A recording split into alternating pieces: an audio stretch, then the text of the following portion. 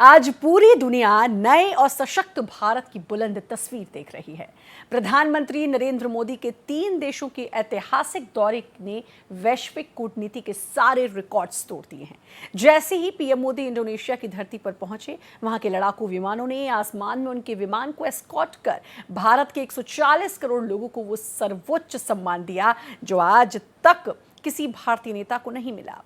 85% से अधिक मुस्लिम आबादी वाले देश में गरुड़ एयरलाइंस और नोट पर गणेश जी की छवि के बीच पीएम मोदी का भव्य स्वागत ये साबित करता है कि आज दुनिया भारत की सॉफ्ट पावर और सनातन संस्कृति के आगे नतमस्तक है। इंडोनेशिया के बाद ऑस्ट्रेलिया और फिर 40 साल बाद न्यूजीलैंड की धरती पर भारत का ये शंखनाद चीन जैसे विस्तारवादियों को सीधा सीधा संदेश है। पीएम मोदी के इस शेर सरीखे नेतृत्व ने साबित कर दिया है कि भारत अब दुनिया का पिछलग्गू नहीं बल्कि वैश्विक मंच का असली विश्व मित्र और महाशक्ति है।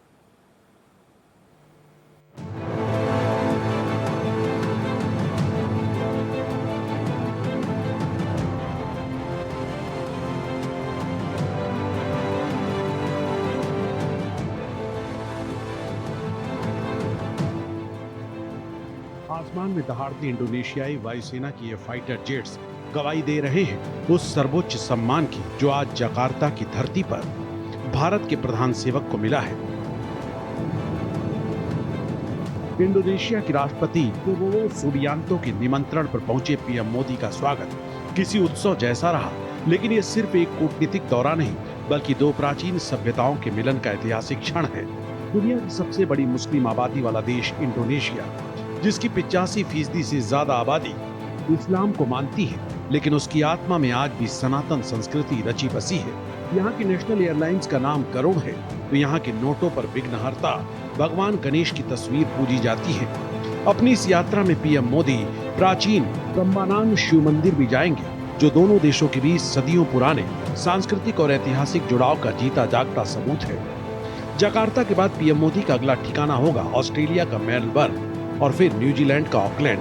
न्यूजीलैंड में लगभग 40 साल बाद किसी भारतीय प्रधानमंत्री का ये पहला आधिकारिक द्विपक्षीय दौरा है। भारत की एक्ट ईस्ट पॉलिसी और हिंद महासागर में सुरक्षा के लिए महासागर विजन के तहत ये दौरा ड्रैगन यानी चीन की विस्तारवादी नीतियों को सीधा और कड़ा जवाब है। व्यापार, रक्षा और तकनीक के मोर्चे पर भारत अब पैसिफिक क्षेत्र का नया पावर हाउस बनकर उभर रहा है।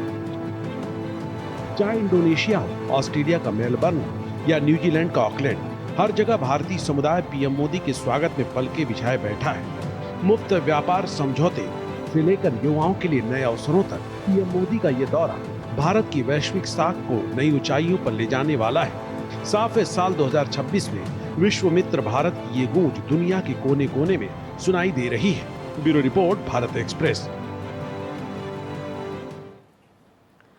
और इसी पर बात भी करेंगे। इंडोनेशिया में मोदी और प्रधानमंत्री मोदी की जो ये 3 देशों की यात्रा है, इसके बारे में हम चर्चा भी करेंगे। Doctor Anshu Joshi, international studies JNU, हमारे साथ जुड़ चुकी हैं। डॉक्टर अंशु, बहुत बहुत स्वागत है आपका भारत एक्सप्रेस पर। और इंडोनेशिया में मोदी जिस तरीके से उनको हवा में एस्कॉर्ट किया गया, जो वो पूरा सम्मान ना सिर्फ भारत के प्रधानमंत्री का बल्कि समूचे भारत का देखने को मिला, क्या कुछ कहता है इस तरह का सम्मान? श्रद्धा, ये देखना बहुत ही सुखद है और बहुत गर्व के क्षण हैं जब हम देखते हैं कि भारत के प्रधानमंत्री को विदेश की धरती पर न सिर्फ इस प्रकार का सम्मान मिलता है, वहाँ के जितने सर्वोच्च नेता होते हैं, वहाँ की जो जनता होती है और वहाँ के जो रह रहे भारतीय होते हैं, जो भारतीय डायस्पोरा वहाँ पर होता है, वो जिस प्रकार से हमारे प्रधानमंत्री का स्वागत करते हैं और हमारे प्रधानमंत्री हमेशा इस स्वागत के आगे नतमस्तक हो, इस सम्मान को 140 करोड़ भारतीयों को समर्पित कर देते हैं। तो ये देखना बड़ा सुखद इसलिए लगता है क्योंकि विगत 11-12 वर्षों में जिस प्रकार से भारत ने कूटनीतिक स्तर पर वैश्विक राजनीति में अपना नया परचम लहराया है, फहराया है, एक नई प्रकार की अपनी छवि बनाई है, जिसमें हम नॉन अलाइंड नीति से ऑल अलाइंड नीति की ओर बढ़े हैं। और अब यदि हम अपने आसपास आसपास के देशों को देखें, अभी इसके पहले प्रधानमंत्री सेशल्स की यात्रा करके आए हैं, तो अपने आसपास हिंद महासागर और हिंद प्रशांत क्षेत्र में महासागर की जो नीति है, mutual and holistic advanced security and growth across Nations, जिसमें सागर डॉक्ट्रिन मतलब security and growth for all से आगे बढ़ते हुए हम महासागर की नीति पर आगे बढ़े हैं। तो इसमें ग्लोबल साउथ के सभी देशों को जोड़ते हुए भारत आर्थिक विकास, साझा आर्थिक विकास, साझा तकनीकी विकास, साझा सामरिक विकास की बात कर रहा है। तो ये देखना बड़ा सुखद है कि हमारे इस विजन को ये तमाम इंडोनेशिया जैसे देश, ऑस्ट्रेलिया, न्यूजीलैंड जाने वाले हैं, यूरोप के देश, हिंद महासागर के, और यदि हम साउथ ईस्ट एशिया के देशों को देखें, हिंद प्रशांत के आसपास के क्षेत्रों को देखें, देशों को देखें, तो ये सभी देश भारत का साथ दे रहे हैं। भारत की इस महासागर डॉक्ट्रिन की न सिर्फ प्रशंसा कर रहे हैं, उसमें अपना योगदान देने को तत्पर हैं। तो फिर निश्चित तौर पर गर्व की अनुभूति होना स्वाभाविक है, श्रद्धा। और एक और बात, क्योंकि आप तो बहुत नज़दीक से, क्योंकि इंटरनेशनल स्टडीज़ आपका ये विषय ही है, तो बहुत नज़दीक से इस बात को समझती होंगी। हमारे साथ शरद कोहली जी भी जुड़ चुके हैं, बहुत बहुत स्वागत है सर। मैं आपका रुख करती हूँ क्योंकि आपसे भी बहुत डिटेल में मुझे जानकारी लेनी है। ज़रा अंशु जी से मैं एक सवाल पूछ रही थी कि एक बात देखने को मिली कि जो राष्ट्रपति हैं इंडोनेशिया के, यानी कि प्रबोवो सुबियांतो, जब वो एयरपोर्ट गए थे तो वो सिंगापुर के पीएम को विदा करने के लिए पहुंचे। उसके बाद उन्होंने बाकायदा वेट किया और उसके बाद जो है उनकी आधी जो उनकी सरकार थी वो वहां पहुंची। मतलब इस तरीके का जो स्वागत होता है ये और ऐसी मुल्कों को सीधा सीधा संदेश देता है। बिल्कुल श्रद्धा, ये आपने बहुत अच्छा बिंदु नोट किया। और मैं आपको बताऊं कि इंडोनेशिया के राष्ट्रपति प्रबोवो सुबियांतो की यदि हम बात करें तो हमारे 2025 की गणतंत्र दिवस परेड के वो मुख्य अतिथि भी थे। और इंडोनेशिया के साथ जिस तरह से हम एक रणनीतिक साझेदार के रूप में आगे बढ़े हैं, हमारी जो एक एक्ट ईस्ट पॉलिसी है जिसको लेकर के इंडोनेशिया के साथ हम अलग अलग इंफ्रास्ट्रक्चरल डेवलपमेंट प्रोजेक्ट्स पर, तकनीकी सहयोग पर, अपने यूपीआई और उनके क्वायरिस का जो उनका पेमेंट का सिस्टम है उसको जोड़ने पर काम कर रहे हैं लगातार। तो ये सामरिक दृष्टि से, आर्थिक दृष्टि से, सांस्कृतिक दृष्टि से, हर प्रकार से हम द्विपक्षीय सहयोग को जो आगे बढ़ा रहे हैं। आपने बिल्कुल सही बिंदु कहा।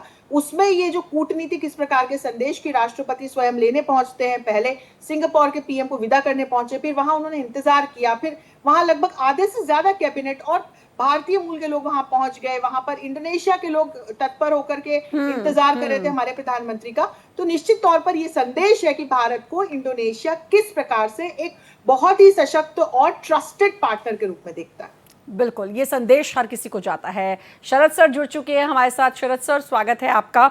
और आपसे मेरा सवाल रहेगा, कहा जा रहा है चाइना को भी एक संदेश, किस तरीके का संदेश चाइना को, चाइना की जो दादागिरी देखने को मिलती है उसको क्या संदेश कि भाई अब जो दादागिरी है वो नहीं चलेगी, किस तरीके का ये एक साइलेंट सांकेतिक संदेश दिया जा रहा है?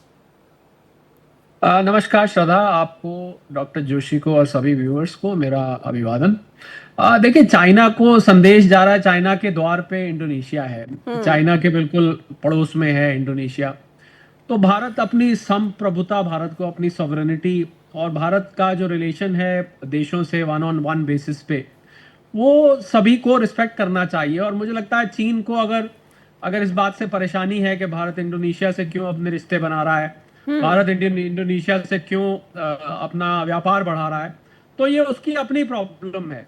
ये सच है कि चाइना चेकबुक डिप्लोमेसी करता है और वो अलग अलग देशों के प्रोजेक्ट्स फंड करके, उनको पैसे दे के और उनको अपनी तरफ खींचने की कोशिश करता है। इस बात से हम इनकार नहीं कर सकते और देश इस बात का सम्मान भी करते हैं। देखिए, जहां जिस देश को जो लाभ होगा वो देश का रुझान उस तरफ होगा। पर मैं समझता हूँ इंडोनेशिया और भारत में बहुत कुछ कॉमन है। इंडोनेशिया की हम अर्थव्यवस्था का, श्रद्धा, हम साइज देखें तो भारत से आधा भी नहीं है। उनकी हम आबादी देखें तो दुनिया का चौथा सबसे बड़ा आबाद देश है। वो करीब 28.5 करोड़ की उसकी पॉपुलेशन है जी। 1.8 ट्रिलियन के आसपास, 1.8 ट्रिलियन के बीच में उनकी टोटल जीडीपी है जी, जो कि भारत की जीडीपी से आधी भी नहीं है। तो आई एम श्योर इंडोनेशिया भी ये जानता है कि चीन कभी भी पल्ला झाड़ सकता है। भारत एक फ्री इकोनॉमी है, भारत एक प्रोग्रेसिव इकोनॉमी है। इस समय भारत दुनिया की सबसे तेज बढ़ती हुई इमर्जिंग इकोनॉमी है।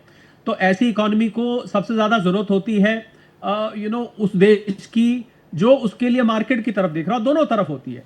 आज अगर हम इंडोनेशिया से देखें तो सबसे पहली आइटम मेरे दिमाग में श्रद्धा आती है, वो पाम ऑयल आती है। हम सब पाम ऑयल घर में इस्तेमाल करते हैं, आपने देखा होगा बहुत बड़ी मात्रा में भारत इंडोनेशिया से इंपोर्ट करता है पाम ऑयल का।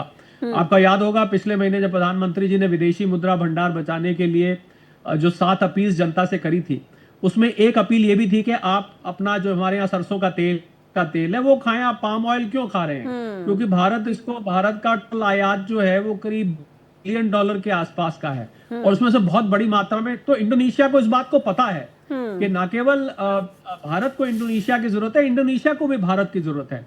तो मैं समझता हूं आज के परिप्रेक्ष्य में कोई भी देश चाइना को अपना सगा बना के बाकी सब देशों से अपने रिश्ते खराब कर ले, ये संभव नहीं करेगा, क्योंकि क्रेडिबिलिटी जो चाइना की है वो हर कोई जानता है किस तरीके का है। प्लस उसके अलावा श्रद्धा ये भी है कि वो देश को भारत की जरूरत पड़नी है। आज भारत दुनिया की फार्मेसी है। बिल्कुल। भारत का जो फार्मास्यूटिकल एक्सपोर्ट है वो इंडोनेशिया में आज जो बड़ी बड़ी इंडस्ट्रीज है, जेनेरिक ड्रग्स जिसको हम कहते हैं, वो वहां इस्तेमाल किया जाता है। तो हर देश की अपना महत्व है। तो मैं इस चीज से नहीं मानता कि चाइना के दबाव में आके इंडोनेशिया भारत से आगे डील नहीं करेगा, मैं इसको नहीं मानता हूं।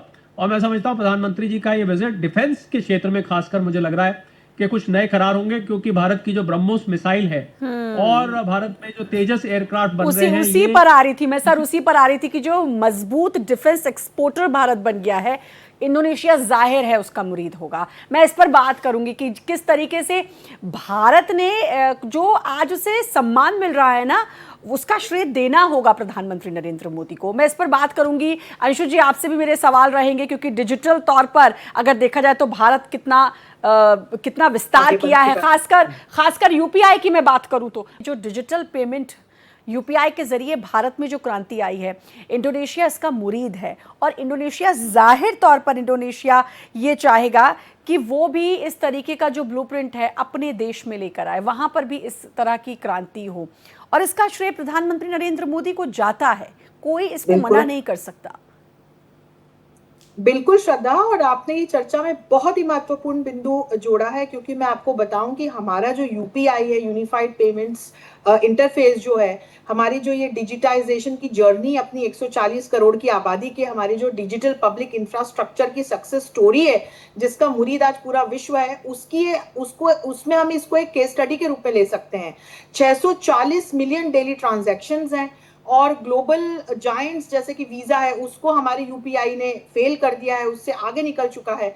हमारे 24 से अधिक देशों के साथ हमारे एमओयू है अपने यूपीआई को लेकर के, और मैं आपको बताऊं 10 से अधिक देशों में एक्सेप्टेंस है हमारे यूपीआई की। तो आप सिंगापुर जाएं, यूएई जाएं, France, Mauritius, Bhutan, Cambodia, Greece, Nepal, Qatar, Sri Lanka जैसे देशों में हमारे यूपीआई एक्सेप्टेड है। और हम ऐसे कई देशों को मतलब सोचिए लोगों के लिए कितना आसान है, जिसमें इंडोनेशिया भी एक है। जी जा रहे हैं शरद सर, जो लोग अलग अलग देशों में जा रहे हैं, कितना आसान है, आप यूपीआई के जरिए तुरंत पेमेंट कर सकते हैं। मैं भी नेपाल गई थी कुछ समय पहले, और वहाँ पर देखिए बहुत इजी है, उसमें ऑप्शन होता है कि उसकी करेंसी के हिसाब से आप पेमेंट कर सकते हैं। तो कितना इजी लोगों के लिए ये हो गया है। मतलब ये जो यात्राएं जिस पर विपक्ष सवाल भी उठाता था, इन यात्राओं के पीछे का उद्देश्य कई बार समझ में आता है। बिल्कुल श्रद्धा, बहुत बड़ा फिनटेक का इनोवेशन भारत का है, जिसको आज दुनिया अडॉप्ट करना चाहती है, दुनिया उसकी तरफ देख रही है, और मुझे लगता है कि वो इसको टेक्नोलॉजी को अपने यहाँ लाना चाहते हैं। करीब 15-20 देशों से इस समय भारत संपर्क में है, जो अपने यहाँ इसको लेके आना चाहते हैं। अपने किस्म का बहुत यूनिक सारे बैंकों को जोड़कर एक जगह लेकर आना, मैं समझता हूँ बड़े बड़े देश भी इसको अचंभे से, इसको हैरानी से देखते हैं, पहली बात। दूसरी बात, हमें ये देखना होगा श्रद्धा कि जो मैन्युफैक्चरिंग है भारत में, मेक इन इंडिया जिसको हम कहते हैं, उसको यहाँ से पिक करना होगा, क्योंकि प्रधानमंत्री जी अपनी तरफ से एमओयूज भी करते हैं, अपनी तरफ से समझौते कराते हैं, पर उसके पीछे जो भारत की इंडस्ट्री है उसको अपनी कॉस्ट और क्वालिटी, इन दो चीजों पे ध्यान देना होगा। मैं 4-5 इंडस्ट्रीज का नाम लेना चाहूंगा यहाँ पर श्रद्धा। जेम्स एंड ज्वेलरी है, टेक्सटाइल इंडस्ट्री है, लेदर और फुटवेयर इंडस्ट्री है, फार्मास्यूटिकल का मैंने पहले ही नाम लिया, और डिफेंस का हम पहले बात कर चुके हैं। ये कुछ ऐसी इंडस्ट्रीज है जहां पर भारत इस समय अपना बहुत बड़ा हिस्सा जमा सकता है, बहुत बड़ा शेयर जमा सकता है। सिर्फ हमें दो चीजें, एक तो हमें कॉस्ट कम करनी है, एक हमें क्वालिटी इंप्रूव करनी है। अगर ये दो चीजें कर दे तो हम, अभी आपने चाइना का जिक्र किया था, तो हम चाइना +1 जो पॉलिसी है, जी चाइना को दुनिया भर के देश उसका विकल्प ढूंढना चाहते हैं, पर वो बिल्कुल। ऑल्टरनेट मिलता नहीं है, क्योंकि वो क्वालिटी और वो कॉस्ट मैच। तो मुझे लग रहा है प्रधानमंत्री जी की बिल्कुल, यात्रा पूरी भारत तरह इसका से एक विकल्प जो है हो सकता है, जो आप कहना चाह रहे हैं। बहुत बहुत शुक्रिया आप दोनों का। बहुत अच्छी है चर्चा और समझ में आया कि इंडोनेशिया में जो मोदी और किस तरीके का भव्य स्वागत, और वाकई में इंडोनेशिया जो है वो भारत का मुरीद है। बहुत बहुत शुक्रिया शरद सर आपका भी, अंशु मैम आपका भी बहुत बहुत शुक्रिया भारत एक्सप्रेस को समय देने के लिए।